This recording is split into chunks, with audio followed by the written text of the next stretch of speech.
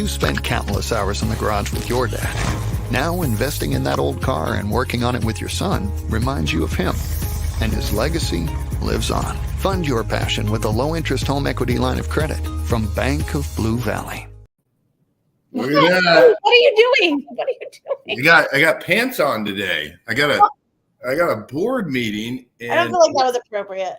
They literally were like, they're just showing pants. They're like, hey, like we need everyone to show up in like formal attire. And I'm like, that is not the board like from 94 degrees. And well, I'm not going to wear a blazer, but how are you doing? Look where I am. You're in your beautiful office. You're mobile. Finally out of my bedroom. I'm in my office. I made it to my office. My life is all coming together. Got my crutches right here. They're really close. But. Yeah, no, we were telling the panel ahead of time that we were texting each other hilarious songs and giving the whole download of what it takes to be an entrepreneur, like the folks that we have on the panel, of just the grind of business. So I'm sure the audience, we call it, maybe it's called the dog days of summer. Well, this is kind of the dog days of business. It's kind of like grinding and getting through it. I think if you're a business owner in general, it's been like the weirdest, like from March 2020 till now has just been such, like, nobody prepares you for that, right? Like nobody prepares you for the up and down the past 3 years. And I think every year we were like, okay, 2021 is going to be great. It was still exhausting. 2022 started out exhausting. So we're all kind of like in the, like, okay, we're going to go back to that, like, very exciting part where we really think next year is going to be the best year ever. And I'm just hoping for that. We're almost at Q4. Can you believe it? Yeah, I don't think Bank of Blue Valley and Burns McDonnell are having those issues because they are hiring and they are growing and they probably weathered the storm ahead of time because they're such a great organization. But with interest rates rising, it's creating not that up that we're thinking of, which is causing a lot of us of figuring out what we're doing next. But luckily we have Bank of Blue Valley and Burns McDonnell in our Kansas City community and being pillars to help all of our smaller businesses and middle-sized businesses grow. I actually saw Burns & Mac is a sponsor for an event sponsoring the LGBTQ community this weekend. I was like, I love that. You already know I love that. I was like, I love that. Everywhere I turn, they're a sponsor, and Make Blue Valley sponsors so many of the women's events I've been to lately. So we're pretty lucky to have them as sponsors here too. Okay, I need everybody, if you are watching, speaking of Make Blue Valley, I'm so glad you're moving your office. Thank you, Lori. If you need a home loan, a car loan, Lori is the person to talk to. I just got her hooked up with someone else on a car loan. She's at Bank of Blue Valley. Let us know if you are watching. Who are you? What do you do? And are you watching us on LinkedIn, YouTube, or Facebook? We have a lot of places we stream to. We have a really exciting panel today, huh? Yeah. If anyone wants free PR, it's like Anchorman. If you put it up there, there's a good chance we're going to read it. So, but yeah, obviously I'm very biased on the panel. A bunch of very good human beings that help a lot of people in the Kansas City business community. And I'm excited for my favorite part of the show, which is the music, which you do not like. It's the worst. Ted Miller says, hey, Aaron. Hey, Ted. So fun fact, when it's your first day at Lily, or your first week at Lily and James Creative, you have to watch this show just to understand kind of what I'm doing during the day and some of the different stuff we're putting out there. So Ted is an amazing new videographer we hired. So, hey, Ted. All right, let's do this. Worst music ever. You ready? Here it comes. Here it comes. Get ready for it. Maybe it's going to come. What if it doesn't come? Oh, there we go. Oh, All right, here we go. Let's bring in the panel. We're just going to do it by what order they got here today. All right, our first guest today, Josh, Tanner, and Bryan. Woo! I want to see some more legs, Scott. Yeah. I mean, Aaron, you just may not have liked that 80s, 90s rock. You're so over that. So over it. I like if it was like Wilson Phillips, I'd be into it, but not that hard. Well, let's hold on for one more day until we get there. Good job. All right, Josh, we're gonna ignore that. Who are you? What do you do? And how do you get to Kansas City? Yeah, perfect. Thanks for having me on, guys. My name is Josh Copp. I'm the president here at ATS Global. What do we do? We are implementing artificial intelligence and automation into businesses to help with overall business efficiency and employee effectiveness. So how did I get to Kansas City? I was born and raised here, Overland Park, Kansas, and early in my career did some traveling into some other states and ultimately found my way back home to Kansas City and planted my roots here. Worked for a company here that was a Conversica artificial intelligence software company. There was about 120 of us. And as you mentioned, Aaron, March 2020 kind of changed everything for everybody. So they shifted their business model. They're a Silicon Valley, Foster City, California tech company. And they shifted their business model from having an internal sales team to outsourcing and having resellers that are full service resellers. Fortunate enough at the time that I had some relationships there, and we were able to become one of those resellers a couple of years ago. So same company, but now just doing it under our new umbrella and kind of taking some of the good, bad, and the ugly with it, and are scaling and growing our staff here in Kansas City locally. So Josh, what does an ideal client look like for you that you've had a lot of success with? And then what are some new ventures of new clients that you're bringing on? Yeah, I came from the automotive industry, actually. So we worked primarily with some of your large dealer groups or dealerships of all sizes. So an ideal customer is any business that's looking to scale their outreach, whether that be with their current customer base or they're looking to identify new prospects. But we help streamline the communication with our conversational AI that reaches out and acts as an employee of your staff. Hey, my name is Susan. I'm the customer service assistant. Can I help you get scheduled for an appointment for your vehicle? That's where our bread and butter is. So really it came about to help with some of the long-term follow-up when it came to leads being worked. As a sales guy at nature, call a customer 3 or 4 times in a row, chances are likely human nature starts to creep in and you move that lead off to the side if that's fair. Where the AI doesn't have that bias, it's simply following tasks that we give her. And her number one task is to help get engagement for the sales staff so that we can move leads further down the funnel and make them more efficient on their time. So we started in the automotive, did that for about 4 or 5 years. And recently we've been able to branch into some other verticals as well. Insurance being one of them. We work with universities, but really if you think of any business, any company that is looking to have more communication with their current customer base or looking to acquire more customers, we have the software and the processes to implement that for them. So Josh, say I'm in the financial advising business or the insurance business, like the panelists below, and they have 20,000 leads. How do you help work 20,000 leads at one time? So first question I would ask is, they're doing something with those 20,000 leads. Somebody's working them, right?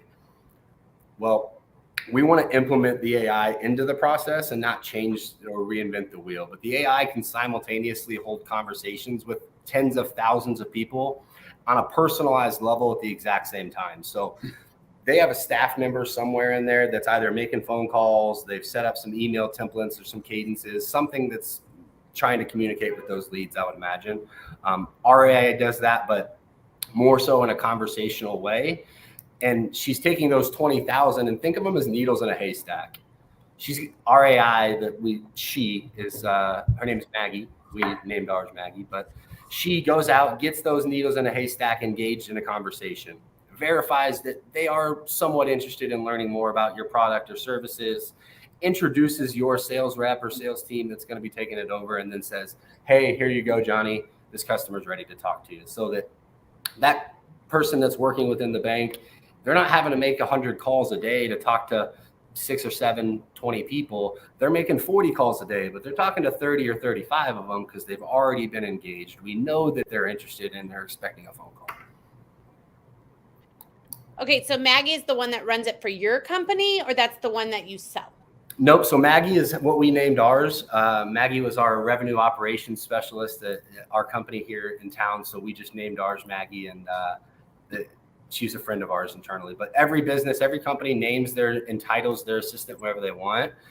Over the years, we've just found female names with lower level assistant titles, for whatever reason, get a higher engagement rate than any other combination. So you name her, you title her, she's an extension of your staff. And she works 24/7, 365, never calls in sick, never has a bad day. And she's really, really good at what she does. So it makes it easy for us to go into calls and working with clients and consulting with them on what direction to take when we know this tool is going to do what we tell you it's going to do. So how much of your business do you feel is, or do you know this is run by AI besides Maggie? Is that the only piece, or is a lot of your business run? Yeah, great question. So more and more of our business is becoming run by the AI as we grow and we scale. For instance, we don't have to use a human being to reach out to schedule a review with a customer. We can have the AI reach out and say, hey, Aaron, it's been 30, 60, 90 days since our last review. Just wanted to see if I could help assist you, and hopping on a call with Josh to review what your account and your stats look like. So that's one scenario. We also use it internally. We drink our own Kool-Aid. So we're building conversations, customizing messaging, and then targeting prospects of our own. So we use it as a marketing tool to do our outreach, as opposed to hiring an SDR or someone to make cold calls and do that outreach. We've simply taken our software and identified target customers and load them into our software and let her go find the interested ones, and we're just following up with the ones as they say, yes, I'm interested. So do you consider yourself a sales expert or an AI expert? I consider myself that's a good question. I would say a process expert. We can come in and any business, no matter what your business is, no matter how big, no matter how small, I promise you that when we get on a call, we'll find somewhere that this thing makes you more efficient or makes you better in some way, shape, or form. Simply because you could have the best processes in the world and the best team in the world, and there's just some parts that human capacity comes in and has to play a factor. So we can just scale that and make your good people great, and maybe some of your underperforming people up to that good level. So just trying to, I would say not sales, not AI, but more process oriented. It's got to make sense for them as well. Are you familiar? This is my last question. I total geek out when we talk AI. It's all right. Are you a fan of Ann Handley at all? In the AI space? Ann Handley? I'm not familiar with it. Okay. Can you give me a little bit more? Yeah. She's kind of a big wig in the AI space. She's really known for AI. But this whole thing is, if you are interested in the AI space at all, for anybody watching, she's actually keynoting Digital Summit Kansas City in November. So if you're interested in AI, and I just know this because I just booked to speak there, you'll get to see both me and Ann Handley. I'm very excited to say I'm speaking at the same conference as her. But she's awesome in the AI space. So awesome. I like that you're a process expert. Let's talk. That is my weakness. All right, Tanner, who are you? What do you do? And how do you get to Kansas City? Sure. Yeah. My name is Tanner Gragg, and I work for Hub International. It's an insurance broker, and I won't go into too much detail because I don't know how much Scott's really gone into detail about Hub or anything like that. I don't go into detail about the company. Okay. Why did you decide to join it? A lot of reasons, honestly. Mainly probably the people and the culture and people like Scott. The president of the Kansas City. Hey, it's true. The president of the Kansas City office here and the regional CSO are the main reasons I left the company I was at, which was a investment advisory firm. I was doing investment research there for a couple of years out of college, and the main reason I kind of left that was I wanted to be more client facing and interact with people on a day-to-day basis and do things like this where you're meeting people that are doing really cool things like this. And they just sold me on the culture and being able to work under them and learn from two of the best in the business is really what sold me on that. But yeah, so I'm from Kansas City. I've been here my whole life. Haven't really left. I was lived off like 151st and Metcalf. Went to Blue Valley West. Went to KU and played baseball there for a little bit. So the really only time I've even left Kansas or Missouri, Kansas City, Missouri area, has been just traveling for baseball or for vacations or anything like that. Never really lived anywhere else. I'm a homebody and just enjoyed Kansas City my whole life. So never wanted to leave. Yeah, that's really it. Did you and Josh have any overlap at all? Or I know Josh is older, but I know you're pretty young. We were actually just talking before you hopped on. He is 2 years older than my brother, who also went to Blue Valley West, so he knew him. So I get a lot of feedback from Tanner out and about in the community, and everyone's like, wow, what an amazing guy. The future looks bright at your company. But number two, they're like, wow, he has such good hair. Great hair. I knew you were going to say it. I knew it. See? Yes. It does. And you do have great hair. Oh, thank you. And so did that start out by being a 4-year varsity baseball player at the University of Kansas where you get the flow in the back?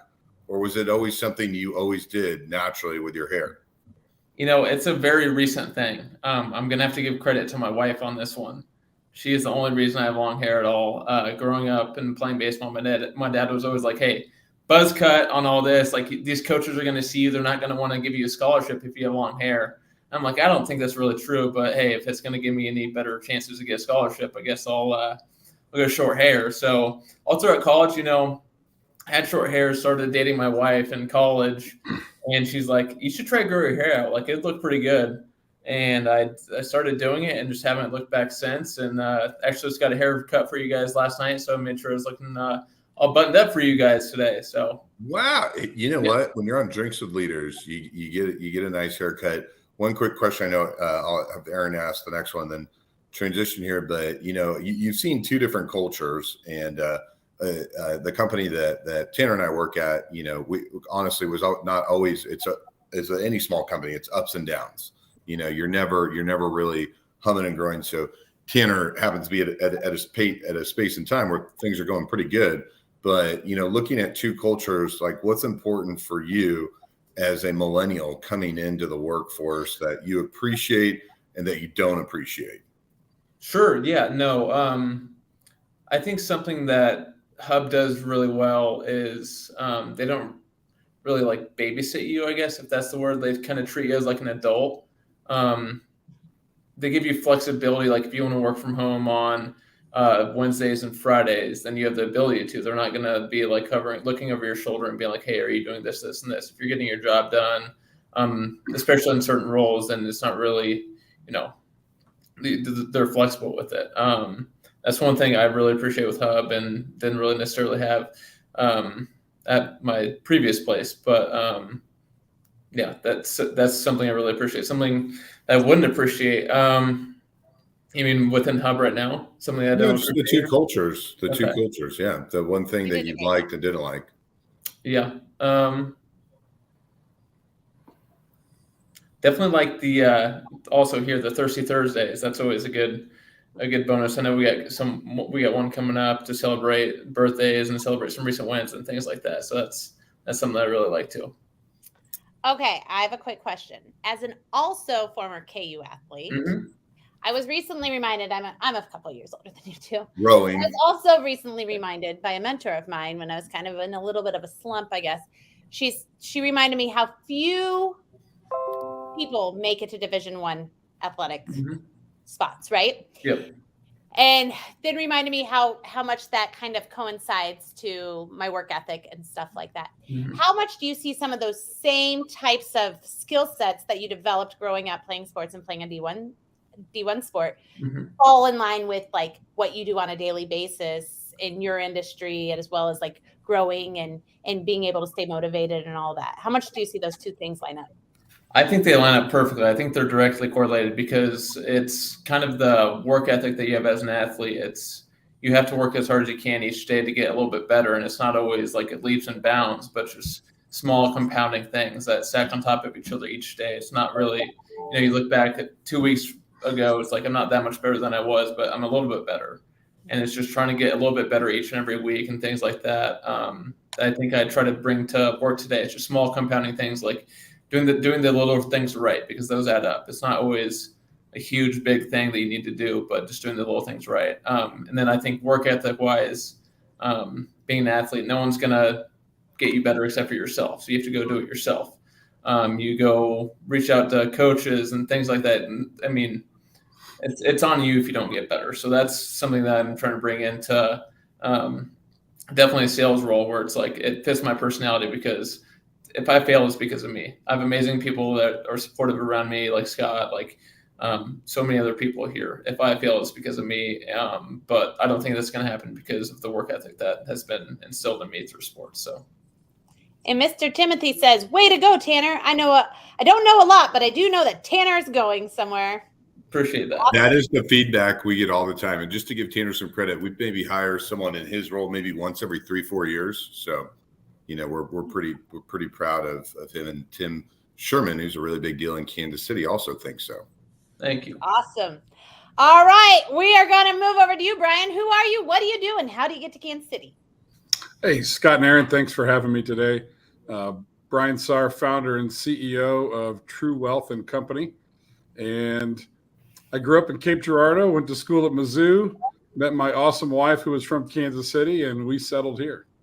And been here since 1997. So I've been here longer than where I grew up in Cape Girardeau. So this is absolutely home. Love it here, and love raising our 3 daughters here. And so I'll be in your office tomorrow, bright and early. There you go. So where are you located in the metro? And then tell us that entrepreneurial leap of faith that you took in starting your own practice. So when was it, and how did it go? And then we'll obviously have some follow-up questions after that. Certainly. So, our business is in wealth management. We work with driven entrepreneurs and wealthy families, and we're helping them to make work optional, to build a plan where if you're coming from a position of strength and work is optional because you're financially secure, you make better decisions at work and home and in your community when you're not having to do the work you do to chase the dollar. And we want to get everybody there as soon as possible. Now, when do you make that a reality and retire? That's on your timeline. That may be at 50, that may be at 70, that may be never. And so we'd like to build that for clients.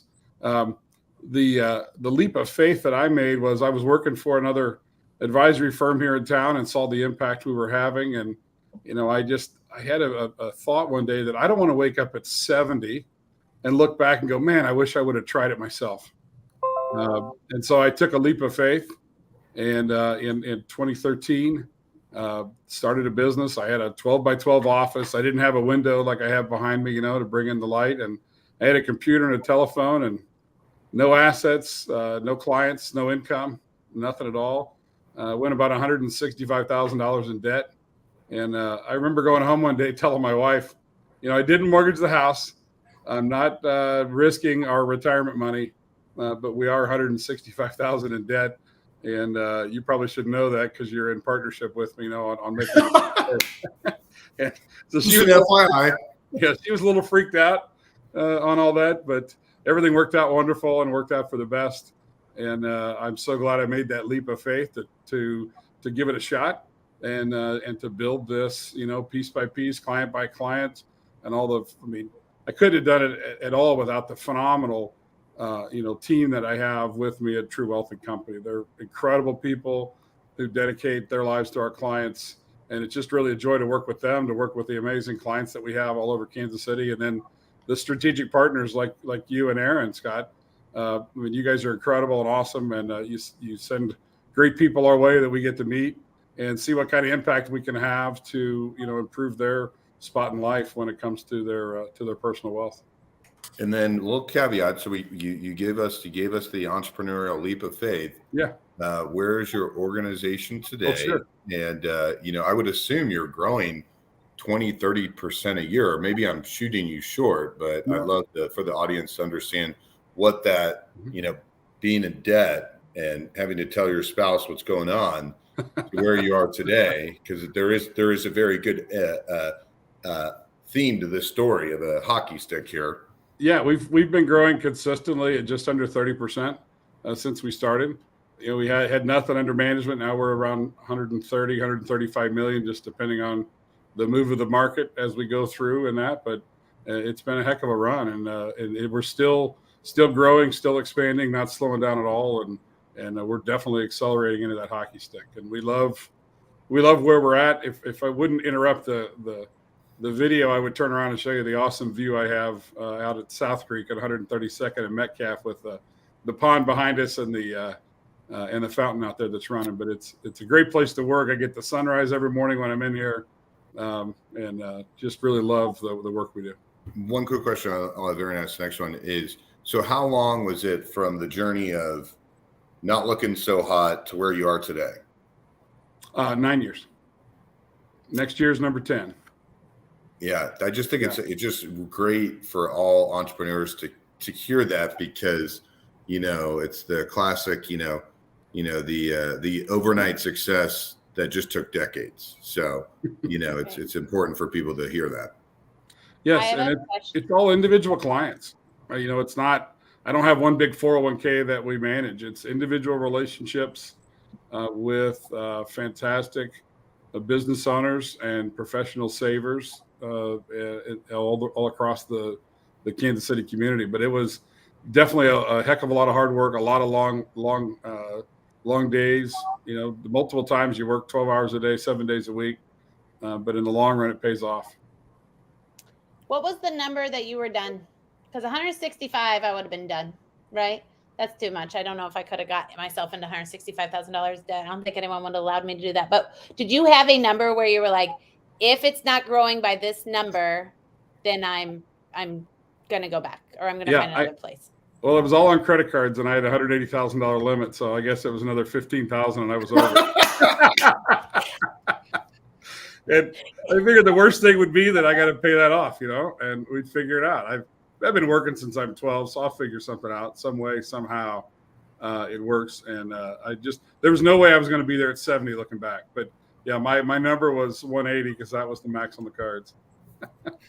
Yeah, it's weird because as an entrepreneur myself, like I see people give up a lot sooner, where I was like, you could have still made it. But then every now and then you run into someone that's still trying, and you're like, God, you got to go on to the next thing, right? Mm-hmm. And so I think setting that number and knowing this is the absolute one is a good thing. I tell people a lot of times that I mentor, that's a good thing. Yeah, I think that's important, Aaron, what you said, because so many times with business owners I work with, and other folks in my industry that I've worked with and all that, you're in the valley fighting through a real challenging time, and they give up just before they started to have that first bit of sunshine leak into the valley, that it's all for a good reason. Right. And it's staying with it and being reasonable, where, if you launch a podcast, or you start an email marketing campaign, or you start working with Josh and his AI program, or you're going to do a radio show or seminars, you have to set a runway that's reasonable within your budget, but you got to give it 6 to 12 months to show results. Because if you leave after 2 or 3 months, you're just getting the foundation laid and you walk away, and it won't work then. Yeah. And then you've got the opposite, right? Where people just sometimes don't have the numbers to decide when it's not working. And I see that too. So you got to just have that wherewithal. So having those numbers. So I like that you had a number. Look, Janae says, LOL, that's such a great entrepreneur story. She loves it. Thank you, Janae. Lacey says, hello, Tuesday group. And this next one I'm going to use as an example, because literally I haven't seen this in a long time. And it's the second time I've seen this today. Josh was the first. Chris L says, great lineup today, but I'm going to share a fun LinkedIn fact that usually I charge people $2.50 an hour to tell them this. Christopher L, go to your settings, then go to your visibility, and then choose that we can all see your last name, because that's how we find you when we're trying to look you up. Also on Google, it'll come up as your second most Googled search after your Facebook. everyone can see your stuff anyway, so there's no use in hiding your name. That's just a setting on LinkedIn. I made Josh do it earlier today. So that's a thank you for that quick example. All right, guys, let's get into our Burns and McDonald question of the day. Are you guys ready? As soon as this is over, Josh, you just go ahead and answer. Cool? Okay. Here we go.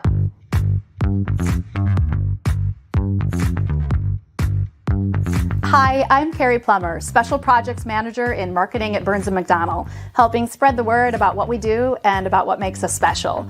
And my question for you is, how important is a strong website and digital strategy to your business? Yeah, for us here at ATS, it's crucial for us to have a strong website as we are a reseller. So the actual software in which we're selling is a different brand. So our story plays a huge role in being able to add value to our clients. Hey, we've worked inside of the four walls of this company. We've seen some of the good, bad, and the ugly, and now we've taken it and been able to implement the things that we like and change some of the things that, and part of that being our story is huge for when they go to our website. Do we want to do business with these people? Because we're working with some large companies, and so having that reputation awareness on our website is huge. All right, Tanner, how about you?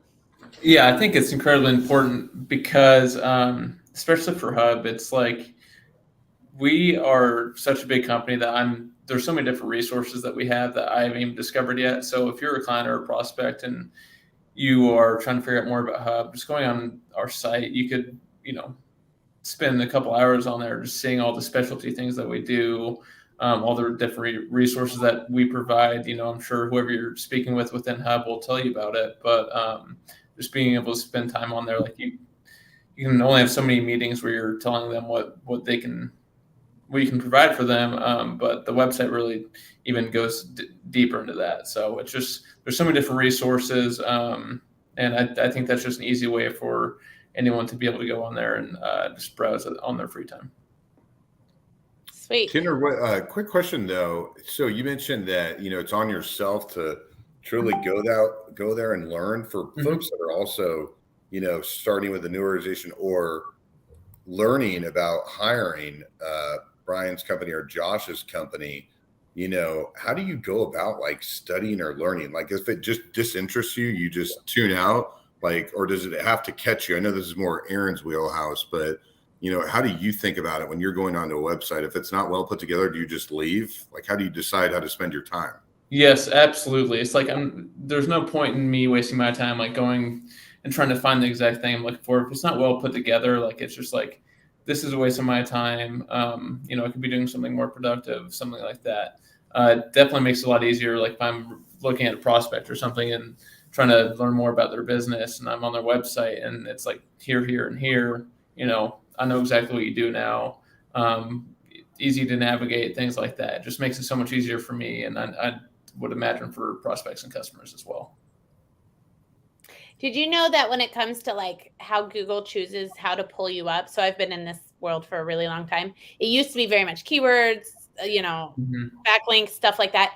Now, Google keeps everything pretty close to the chest, but most of the experts in my field believe that it's the usability of your website is the number one thing Google ranks most, because Google only makes their money if people use Google. So they want to give you the most easy website to figure out, right? Yeah. Then you come and use them for free. So then they can charge all the ad dollars. So that usability is the number one thing. And it's just getting more and more and more.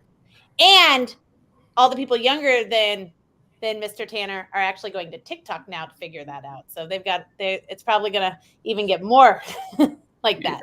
And then Aaron, not to sidetrack, but one thing I love about TikTok, and old guy here, don't even do Instagram yet. Still waiting to pull the plug on Facebook. So judge me if you want. But I feel the thing I love about TikTok is the ability to get information on careers and people understanding, getting exposure, like what pays, what's a good career. The basic, is college everything, and is it for everyone?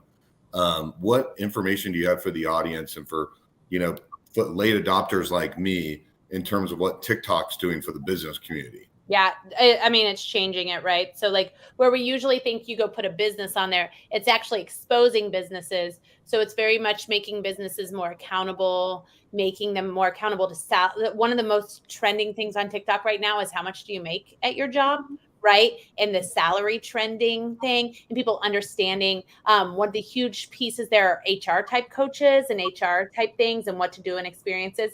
So TikTok's algorithm, I'll say this real quick. TikTok's algorithm is more robust than NASA's. Like it's the most robust algorithm out there. So, if you're on your thing looking on Indeed or LinkedIn for a job, and then you're on that same Wi-Fi or same product looking on TikTok, they're going to start feeding you all of this job information.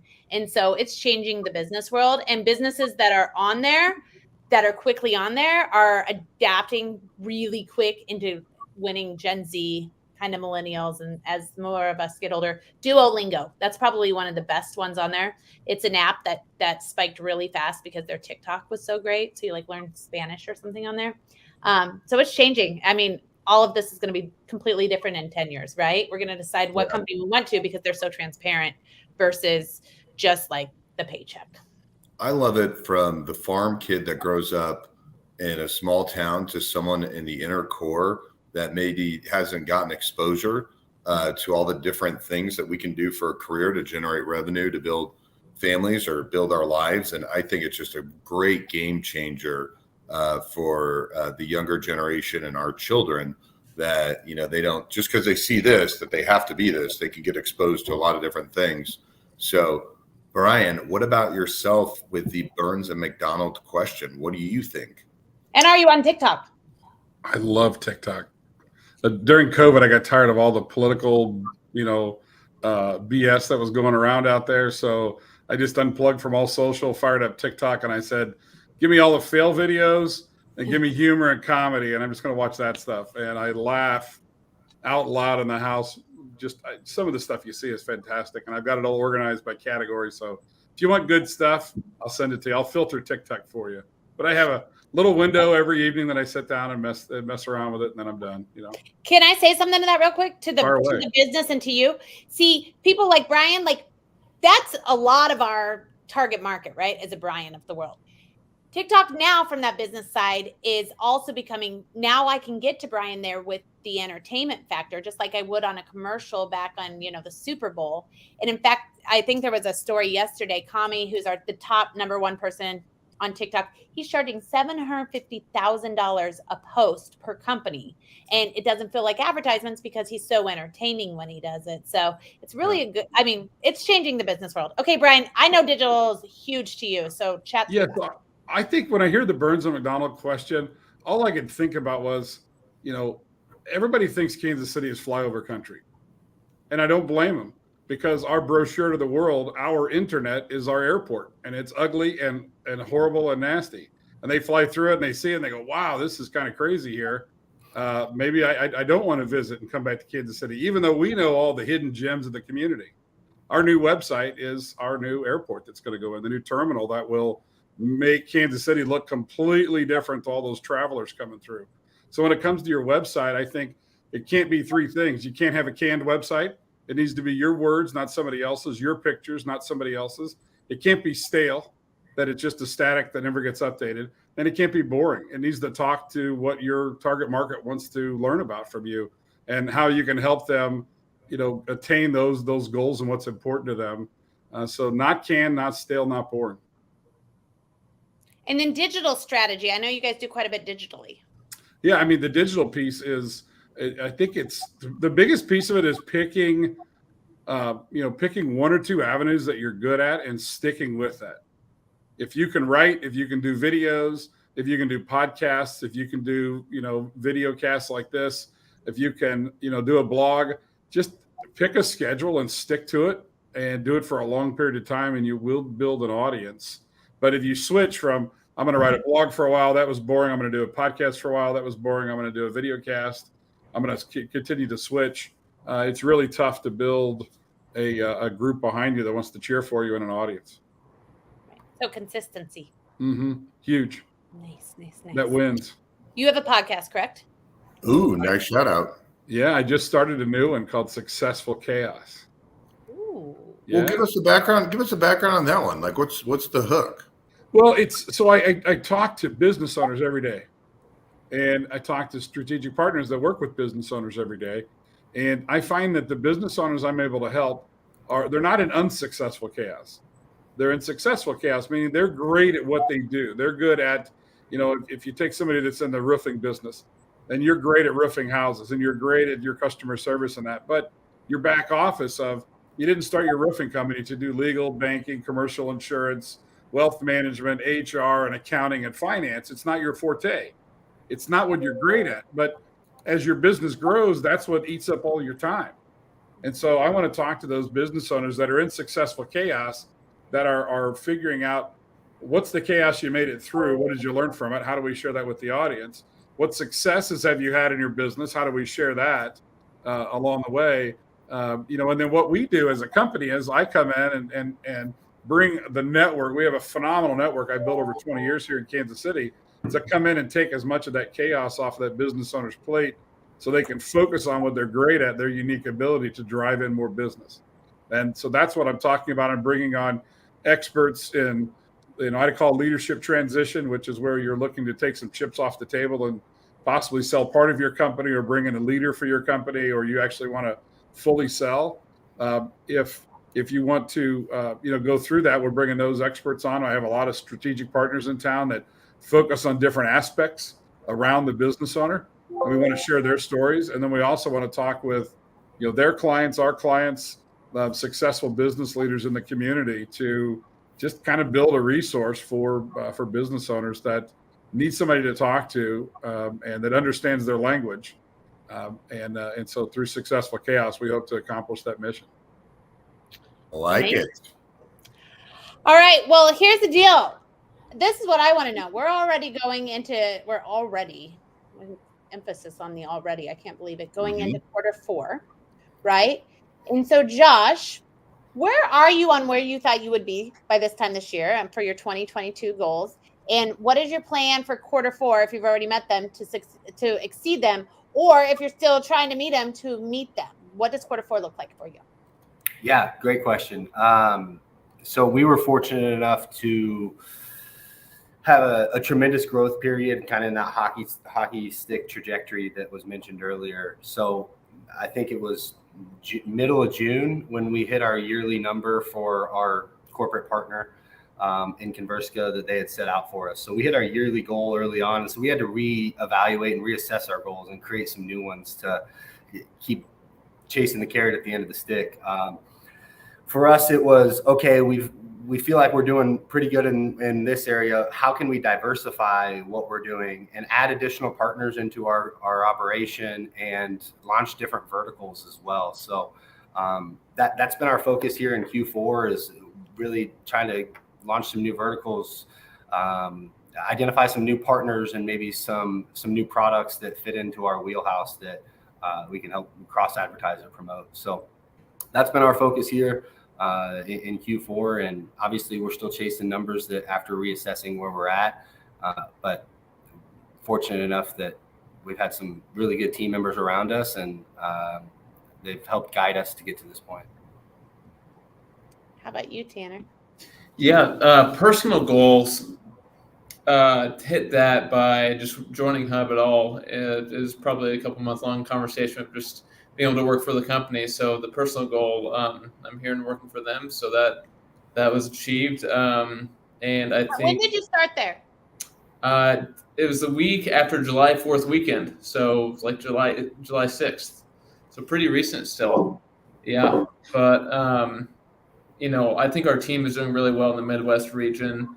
In our last meeting through like August 31st, I believe we were like 58% to our sales goal, and is, from what I've heard, a really hefty sales goal, and they're really pushing 66%. 66%. Okay, apologies on that. It's supposed to be a numbers guy, apparently not. No, it's changed today. So you. Oh, okay. I haven't got that update. So no, from what I've heard, it was a really hefty goal, and our producers are really crushing it, and the support staff is doing a great job being able to support all the new business we're earning. So as of right now, we're as close to on track as we can be, I think. And I think we're going to end the year pretty strong. So.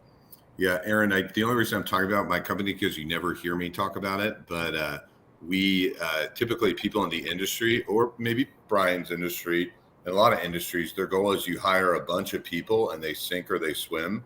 And we actually put Tanner in a role where he's not doing any of that. He's really learning over the next couple of years. So when he decides to, he hits the ground running, but our goal is to have him be a partner in the firm within 10 years. But kind of like with Bryan's story is, and with your story, Aaron, and Josh with yours, I mean, starting your own business takes a really, really long time. And I always say, who can be poorest longest? And, waiting for that hockey stick. But I think it's something unique that I doubt my company's Tanner's company was one of the few that does it. But I think far too much people try to take advantage of young people and get them to work, take their work and make money on it, as opposed to pour into the person and then the company takes the risk, not the other way around. And I think that's unique. And Tanner's goal is really not to learn much about to learn a lot, but to not have any pressure to do anything for the next couple of years, but really just be immersed in the culture. And focus on his hair. Well, see, that was the next thing. We got to give credit to his wife on that one, which, by the way, you saw Bryan, Josh, and I, when you said my wife, were like, smart man. But Bryan, how about yourself? How are goals going so far for you? Personally, for me, this front of this year, I'm transparent and vulnerable. You know me, Scott. I will talk about what's on my mind. And front of the year, I got COVID, so I was I was in the hole. I call that in my basement in the hole. Quarantining. The hole. I was in the hole. I had meals were dropped off at the top of the stairs, and I was locked down there. For a couple of weeks, and then I hurt my back in March and I had to have back surgery. So I've recovered well from that. I've had no pain since surgery and everything. So I've had some ups and downs there. My oldest graduated from Ohio State with a degree in neuroscience. She's headed to med school, which was awesome when she graduated in May. And so personally, it's been some ups and downs for me. Business wise, this year we spent about half the year on processes. We hit kind of what I call a ceiling of complexity. That the tendency is when you hit one of those ceilings as an entrepreneur, you want to work harder through it, but really you got to take a step back and say, okay, what are all the things that I need to delegate? Do I need to hire more people? Do I need to find somebody on the outside? And so we spent the first part of the year really on processes internally, delegating, redefining some roles or responsibilities in that. We've had a jam-packed third quarter and a jam-packed fourth quarter, and we'll end the year on a bang and going into next year. Next year is all about execution and growing the top line again. And so every once in a while I found in my 10 years that sometimes you need 6 months or a year to reassess and reset and work internally on the business for efficiency rather than always just driving for the top line. And I've had a couple of those, points in time. And this year was one of those as we go through it. So what I know as an entrepreneur, the years after this year will be amazing because we've spent so much time getting more efficient internally. And I am ready for that top line growth. That's so much more fun working on the business than in it. I love that. Sorry, Aaron. How many times have you had that inflection point in 9 years where you're like, 3 I need times. to take a step back? Yeah, 3 times. Mm-hmm. I have a question. Because of the industry you're in and because of the way the market's been, does Yeah. that play into those decisions to take a step back? And I find it very inspiring that you're like, next year we're going to kill it, when a lot of people in your industry are like, oh, we don't know what we're going into next year. I think that if you're not prepared for a bear market in your business, then you're going to get run over. And, it's an old parable from Jim Rohn, R-O-H-N. He wrote a book called The Seasons of Life. And he said the ant is successful because in winter, the ant is thinking about spring. And in spring, the ant is thinking about summer. In summer, they're thinking about fall about winter. And you have to prepare for those times. So when the market does take a downturn, what has it had? 16 bear markets or something like that since World War II, pretty much as common as dirt. You got to be prepared for that. And so in my industry, what is your messaging to clients prior to that? How do they know how to deal with that? What are you saying to them on a regular basis when those things are happening? And then you're prepared for that, and you're thinking forward strategically of what would I send out digitally, video, on paper? What conversations do I need to have? Do I need to call them more often? And what's your strategy for that? And putting that in place. So I think that having those in place and being ready for those tough times as an entrepreneur and a business leader is just of utmost importance. It's easy to succeed in the good times. Where you can really gain market share in any business is when your business is either seasonally on a lull or you're just in a bear market for your business. You can really, really soak up a lot of market share then if you're ready and prepared for that, and you have the right team that you're able to have. I remember back in school, they had the IQ test. And then we developed emotional quotient, the EQ, for your emotional intelligence.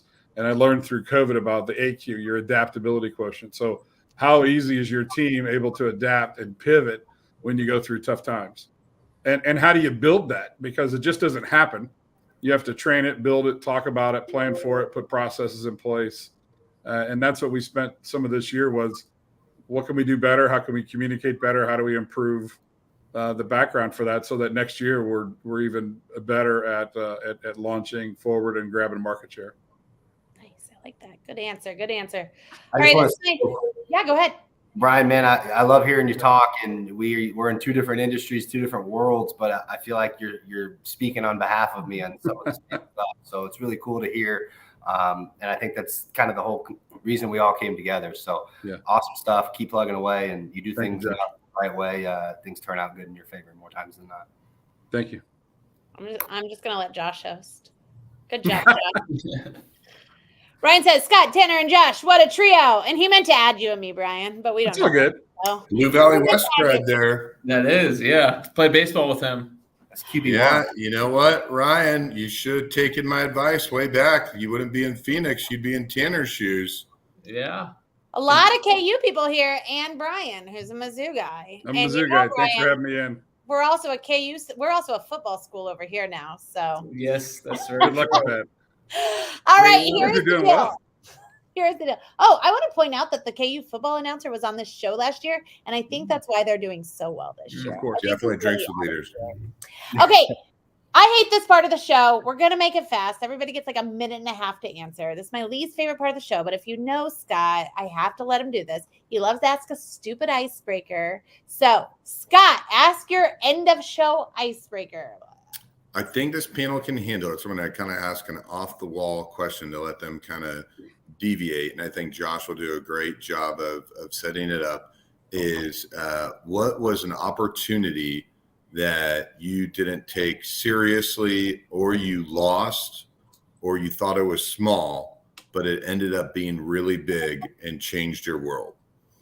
So what was a deal that you thought was just tiny or wasn't going to happen, but you stuck with it and it turned out to be a really big opportunity? And it could be a job, it could be a spouse, it could be a client seeking a business answer, but what was something you thought was lost but ended up being big?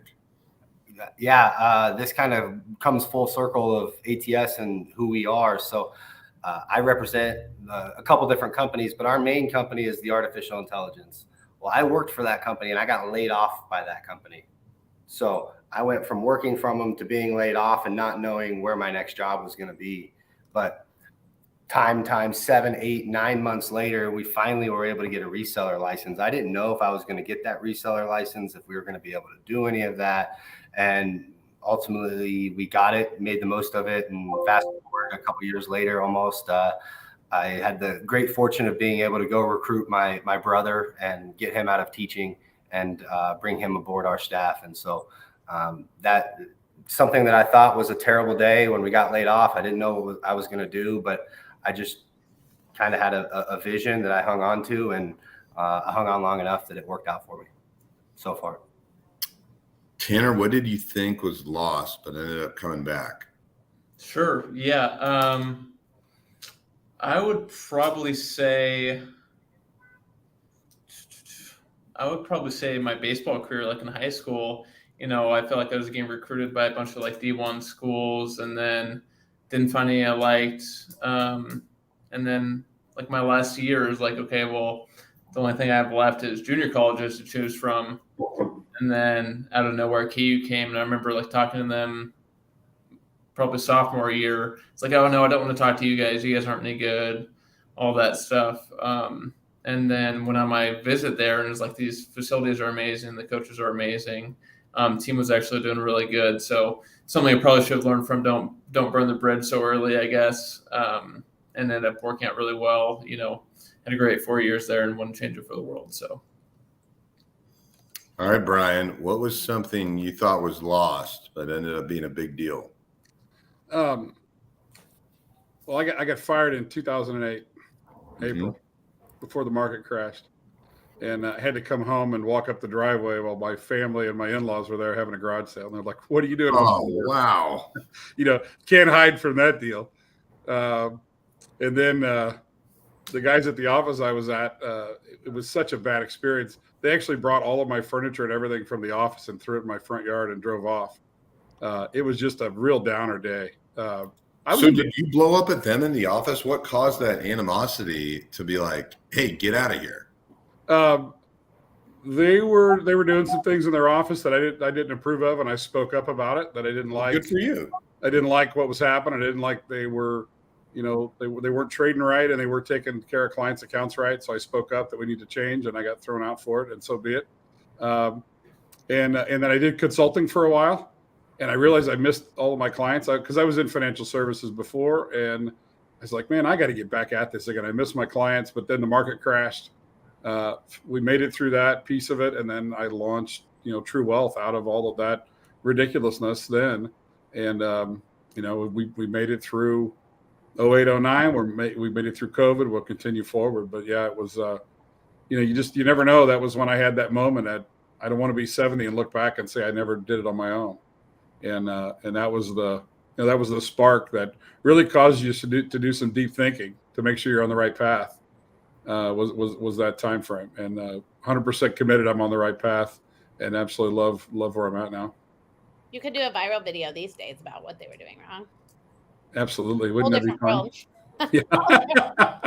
Yeah, it's tough. Kansas City is such a small town, and I was reminded. The reason that would inspire this question is I was talking with a gentleman that just he's 62 years old and just has really persevered through his whole career and has hit many home runs, but has had many valleys. But also to Aaron's point, Kansas City, you can still kind of get away with a lot, and no one ever exposes you. So, but TikTok could be that. Aaron, what was something lost which has been found? I don't know if it's lost, but you started out, maybe you didn't think it was a big opportunity. Yeah. So I want to go that way. So we got asked to do a photo shoot last year, just a one-off photo shoot, which isn't something we always do. Well, we kind of have changed a little bit now. But it was for Rocky Mountain Chocolate Factory. And I was like, okay, we'll do it. And at the time I didn't realize it was like the corporate. And then fast forward, and in 2022, we were named their agency of record. And today a bunch of our team flew out to their big national conference that they have for all their franchises. And so that, to be named an agency my size, to be named agency of record of a big publicly traded company is a big deal. And it's because we said yes to something I really didn't think was a big deal. Right. And then it ended up being humongous. Awesome. So how about you, Scott? You gave that piece of advice that you used. People usually pay $250 an hour for about changing their name. Yeah. I look back at all the deals that I've done, and I'd love to just blow smoke up everyone, be like, oh, they're all referrals because we're killing it. But it's looking people up on LinkedIn and reaching out to them in the cold. And so hopefully this person's not watching, because I met with this person catching up personally.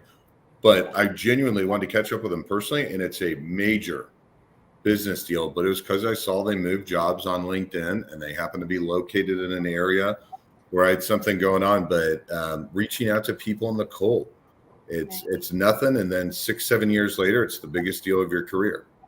Right. Awesome. Well, here is the deal. We are right up on time. So I wanted to say thank you so much to our panel for coming on. We so appreciate you. You can reach out to all of them. All of them are tagged right here on LinkedIn. Also, thank you so much to our sponsors, Bank of Blue Valley and Burns & McDonnell, We will be back same time, same place next week. Thanks for hosting with me, Scott. Perfect show, ending on time with a killer panel. Thank you. Appreciate you guys. All right, we will see you all next week. Yep. Bye. See ya. Bye.